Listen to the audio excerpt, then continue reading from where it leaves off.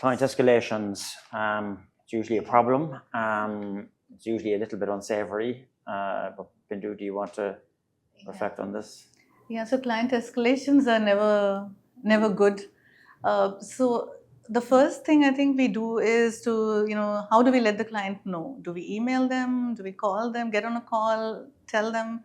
I think if it's a small thing, it's okay to email. But if it is a big issue, it's good to have the courage to be brave to, go on to a call with the client, tell them about the issue. But before we do that, I think we need to look into it completely, thoroughly, get into the details of the problem, and come up with some kind of at least instant fixes while we work on the longer term fix. But have a solution oriented mindset when we talk to the client.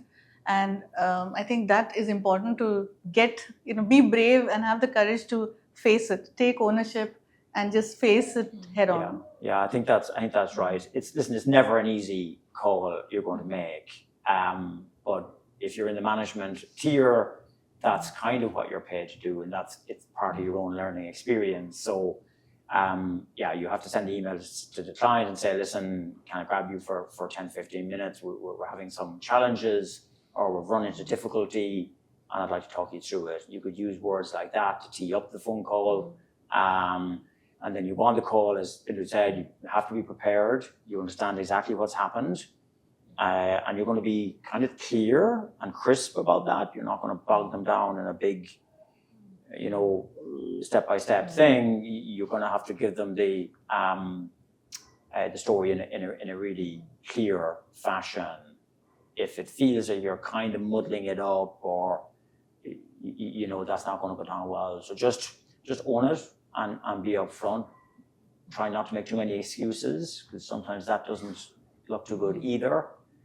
Let the client digest it, and then you can start. Maybe they digest it for a minute or two, and then you say, but there are a number of things that we're doing to help resolve the situation.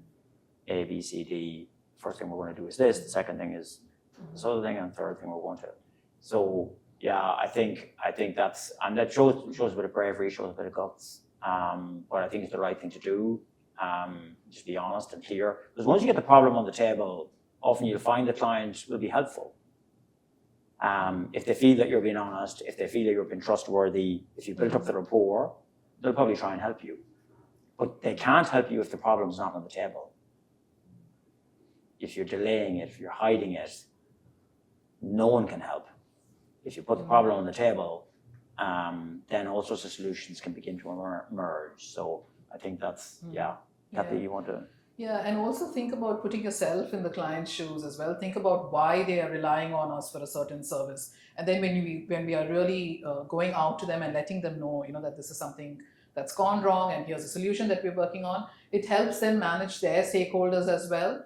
So, when we bring in new business, maybe this person was the one that actually batted for merit and said, I want to select this team as a supplier, and now if they see that we have not really been open with them, then that holds them accountable as well, right, to internal stakeholders. So I think it's really important to also think about what they must have to answer to because of the fact that we missed delivery, for example. So I think it's good to look at that perspective. Yeah, I think the other thing to be aware of is when you're thinking about the remedy or how you're going to put this right, before the phone call, try and get clarity on that. Otherwise, you'll go on the call and you'll kind of default into saying, yeah, we can solve it it'll take us just another 3 days. You'll say something instinctive.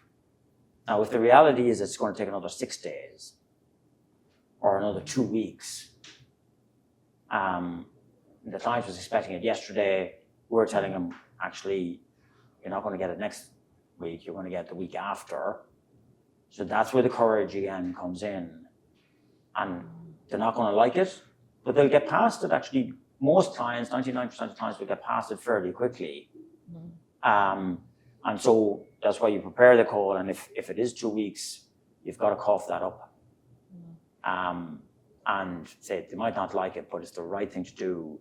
Now you can begin to work with the client to see if there are other things that can happen actually that maybe take some time off it, or you work with your colleagues to see is there a way that we can make it work? But sometimes the bad news is quite bad news. But you're better off, because if you react into a 3-day solution and you miss that, and then you're just putting everyone through. It's better to lance the boil first time out.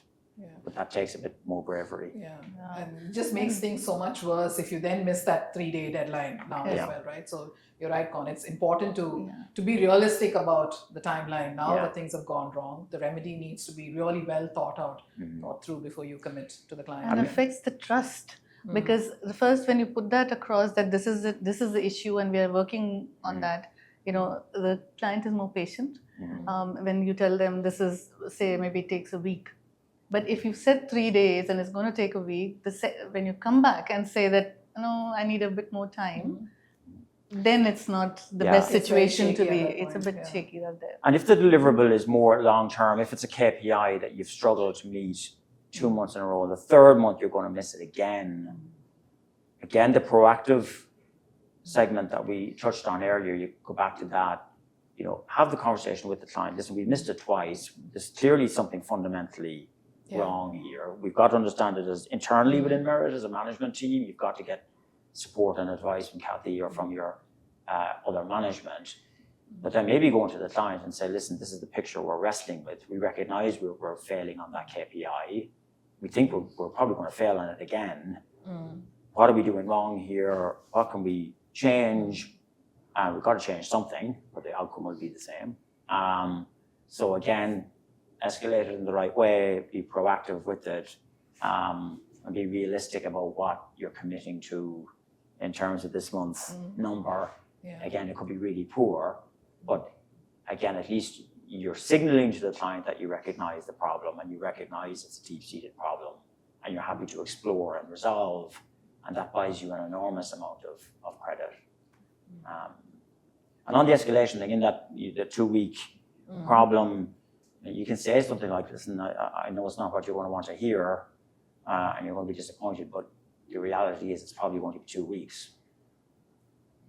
By saying something like, I know it's not what you want to hear, you're kind of preparing them for the news a little bit, but also recognizing that it's painful for them.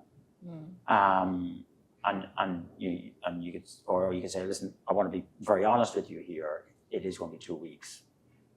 You can preempt the wording with segments like that, which might help.